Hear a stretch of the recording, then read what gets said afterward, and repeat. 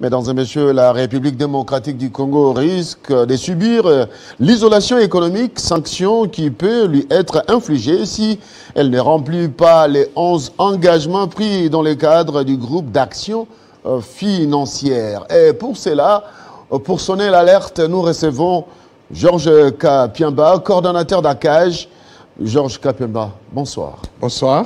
Merci d'avoir accepté l'invitation de Télé 50. Merci. La République démocratique du Congo risque de subir l'isolation économique. Qu'est-ce qu'il faut faire pour éviter cela?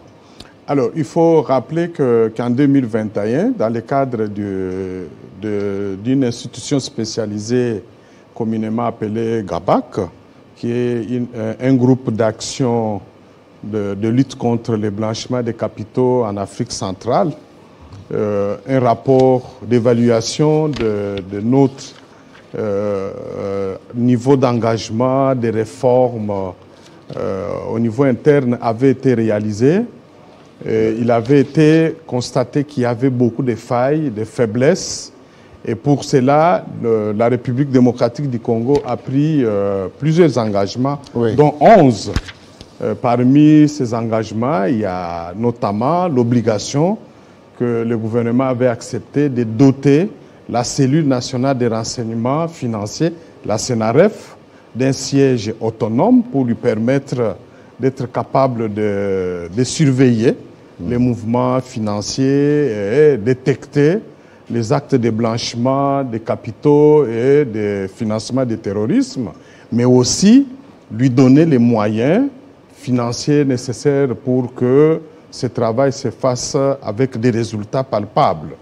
Et c'est comme ça d'ailleurs que l'année passée, dans le cadre du budget de l'exercice 2021-2022, il avait été adopté au moins la somme de 300 000 $ par mois qui doivent permettre à cette institution de faire convenablement son travail. Mais malheureusement, ces moyens ne sont pas libérés pour permettre à la CNRF de faire son travail. Selon les informations que nous avons eues, en lieu et place de 300 000, on libère 24 000 $ conformément à l'ancien budget de 2020. Et quel serait le rôle de CNRF si elle doit réellement jouer pleinement dans la plénitude son rôle? Quels seront les résultats que l'État doit s'attendre?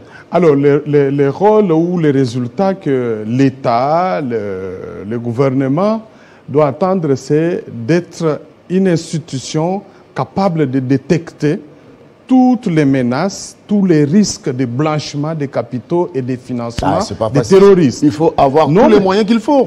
Il faut avoir tous les moyens. Voilà pourquoi nous insistons sur l'application de cet engagement, c'est-à-dire de mettre à la disposition de cette institution les moyens qui ont été décidés par nos parlementaires. Et nous avons malheureusement constaté que les blocages se trouvent jusqu'à ce jour au niveau du ministère du Budget, et nous en profitons pour lancer un appel patriotique à l'endroit du ministre d'État, ministre du Budget, de prendre à cœur cet aspect des choses. Deuxième engagement important, c'est de pouvoir faire adopter une nouvelle loi, plus ou moins renforcée, portant lutte contre ou la répression des actes de blanchiment des capitaux et de financement du terrorisme. Ce projet de loi a été adopté rapidement par notre gouvernement, a été envoyé à l'Assemblée nationale, c'était le 30 décembre de l'année passée, mais jusqu'à ce jour, nous pensions, après tout le travail de plaidoyer que nous avons tous fait, que ça allait se discuter à la session de mars et être promulgué. Ça n'a pas été le cas. Mais entre-temps, la RDC a ce qu'on appelle deadline, délai butoir, qui lui a été accordé dans le cadre de GABAC. C'est jusqu'au mois d'octobre que la prochaine évaluation va se faire. Si l'évaluation est faite au mois d'octobre, qu'on constate que les 11 engagements, dont les moyens à mettre à la disposition de la CNRF, l'adoption de ce projet de loi, la mise en place des mécanismes de coordination du travail de tous les acteurs, la lutte effective contre le blanchiment des capitaux par notamment la détection des actes, l'arrestation, les procès contre les auteurs et les complices et des condamnations avec des confiscations des produits de blanchiment ou des financements du terrorisme, tout cela n'est pas mis en place. Je pense que les conséquences seront énormes pour notre pays. Premièrement, la RDC sera totalement déconnectée du système financier international. Ça veut dire que nous ne saurons plus, nous, la RDC, à partir de la RDC, faire des opérations économiques. Transactions économico-financières. Les cartes de crédit, ça va être difficile. Les transferts, que ce soit vers l'extérieur ou de l'extérieur vers la RDC, ça va devenir difficile. Les projets, les programmes qui sont en cours, que ce soit ceux qui sont appuyés par la Banque mondiale, FMI, là-bas de tous les autres, risqueraient d'être arrêtés parce que nous ne sommes pas en mesure de recréer les meilleures conditions qui vont assainir notre économie, notamment lutter contre les blanchiments des capitaux et les financements du terrorisme. Donc nous avons l'obligation, c'est-à-dire le gouvernement a l'obligation de le faire rapidement pour que d'ici le mois d'octobre, que toutes les réformes, tous les engagements qui ont été pris, les 11 principalement là, soient remplis. Alors, si la République démocratique du Congo est frappée, la responsabilité première, à vous attendre parler, sera attribuée à l'Assemblée nationale qui n'a pas voté. Ce texte de loi est essentiel. À l'État. À l'État congolais. L'État congolais, parce que l'État congolais est constitué notamment du gouvernement, de l'Assemblée, donc de 3 pouvoirs. Les 3 pouvoirs. Les 3 pouvoirs, pourquoi? Parce que le pouvoir judiciaire aussi doit s'organiser pour qu'enfin, qu'il y ait un système de collecte des informations, de leur traitement, d'enquête qui doivent se terminer par des condamnations avec des confiscations, parce qu'il n'est aujourd'hui secret pour personne que notre pays connaît ces phénomènes à une ampleur assez criante. Mais qu'est-ce qui justifie que jusqu'à ce jour, nous n'avons qu'une seule décision rendue en matière de lutte contre les blanchiments des capitaux par la Cour de cassation? Vous vous rappelez la décision qui avait condamné l'ancien ministre de l'EPST. Tous les jours ici, nous savons qu'il y a beaucoup de personnes physiques et morales qui se livrent au blanchiment des capitaux. Mais pourquoi on ne les sanctionne pas? On ne les réprime pas? C'est parce que le pouvoir judiciaire est faible, n'arrive pas à relever les défis en ce qui concerne cet engagement de la RDC vis-à-vis de ses partenaires internationaux, à savoir GABAC et GAFI. Est-ce que ce n'est pas une pression qu'on ferait sur le gouvernement de l'État congolais? Est-ce qu'il y a les dessous des cartes? Vous n'êtes pas politique, mais on est en droit de réfléchir. Est-ce qu'il n'y a pas de dessous des cartes? Non, les pressions commencent à s'accumuler lorsque nous nous approchons des délais butoirs.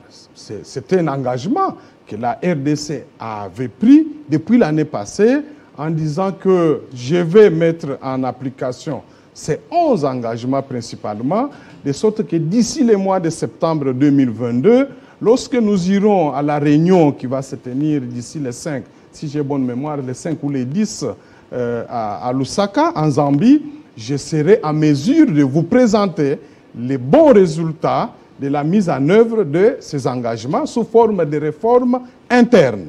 Mais lorsque vous, au niveau interne, nous ne le faisons pas, c'est tout à fait normal que les autres qui attendent de nous un engagement avec des actes concrets puissent commencer à nous menacer. Parce qu'il faut considérer que nous sommes aujourd'hui dans un monde globalisé. Si nous ne mettons pas de l'ordre dans notre propre pays, ça veut dire que nous allons compromettre le fonctionnement de l'ensemble du système financier mondial. Et les autres ne veulent pas payer les pots cassés à cause de notre manque de conscience par rapport au risque que ce phénomène de blanchiment des capitaux et financement des terroristes porte comme conséquence. Et aujourd'hui, nous sommes en train, nous, la RDC, nous payons à l'est de notre pays. Vous savez qu'il y a plusieurs groupes armés qui se livrent à ces actes. Mais comment pouvons-nous arriver à mettre fin si nous nous engageons pas de manière résolue dans ces luttes-là avec l'ensemble des pays du monde? Alors, les 11 engagements doivent être doivent être réalisés dans peu de temps. Le mois d'octobre, ce n'est pas loin. Non, mais ce n'est pas loin. C'est un problème de volonté ça devient difficile politique. pour la RDC. Non, ce n'est pas difficile mathématiquement par rapport au temps qui nous reste. C'est faisable. La mise en place, par exemple, d'un comité interministériel qui doit être placé sous la direction du Premier ministre, qui devra comprendre en son sein les ministres ou les ministères de la Justice, Finances, Budget. Mais c'est faisable, ça ne demande pas de moyens. C'est une volonté politique. La mise en place d'un cadre de coordination de tous les acteurs de manière à ce que la CNRF puisse être en mesure d'avoir les informations et détecter à travers tous ces acteurs-là, notamment l'IGF, l'APLC, les services d'antifraude, la commission de lutte contre la fraude minière et pétrolière. Tout ça, c'est le mettre en place en créant. Ce n'est pas un acte réglementaire qui peut être pris par des ministres en un seul jour. Et puis, les gens commencent à travailler. L'engagement de la justice à mener des enquêtes sur des actes de blanchiment de capitaux. Mais c'est un problème qui demande tout simplement un engagement et un départ. Est-ce que les sanctions pourront s'étendre jusqu'aux responsables politiques de la République démocratique du Congo au cas où on n'a pas atteint ces engagements? Bien sûr, c'est vrai que ceux qui pourront davantage subir les conséquences, c'est le peuple congolais, parce que vous savez que si nous sommes déconnectés de ce système, ça veut dire que la situation socio-économique va connaître des chocs énormes et que la RDC ne saura plus utiliser les devises étrangères qui sont généralement utiles pour les opérations, les transactions économiques ou financières. Et du coup, la monnaie, notre monnaie, va commencer à se déprécier, s'effriter. Et ça va avoir des conséquences automatiquement sur la situation sociale des Congolais qui est déjà très difficile. Mais aussi les plus hauts responsables qui porteront une responsabilité pourront aussi connaître des sanctions en ce qui concerne la limitation de leurs mouvements, dans l'octroi des visas, pourquoi pas. Et ça, c'est le travail que la société civile, nos organisations, nous devrons faire pour dire à tous ces partenaires qu'il ne faudrait pas laisser seulement le peuple congolais, les petits peuples, subir ces conséquences, mais il faut aussi cibler les plus hauts responsables parce que c'est par leur faute que cela serait arrivé. Mais nous espérons que nous serons tous entendus pour que ce qui manque aujourd'hui puisse se faire dans les mois qui nous restent et de sorte que d'ici le mois d'octobre, avant fin octobre, notre Parlement adopte la loi, le président de la République promulgue, que les ministres concernés dans le cadre du comité interministériel mettent en place un cadre légal devant regrouper tous les acteurs sous le leadership de la CNRF, que CNRF ait ses moyens, ce qu'on appelle les fonds secrets de recherche, qu'on cesse de faire des coupes comme nous le constatons maintenant, en lieu place de 300 000 par mois, on leur alloue 24 000. Ils ne peuvent rien faire avec peu de moyens comme ça au regard des attentes de nos partenaires internationaux, Georges, sans oublier le rôle de la justice. Merci. La justice doit jouer pleinement son rôle. Merci beaucoup, Georges Kapiamba, coordonnateur de la CAGE, d'avoir accepté d'être notre invité ce soir. C'est moi qui vous remercie. Mesdames et messieurs, la pause, on se retrouve pour la suite.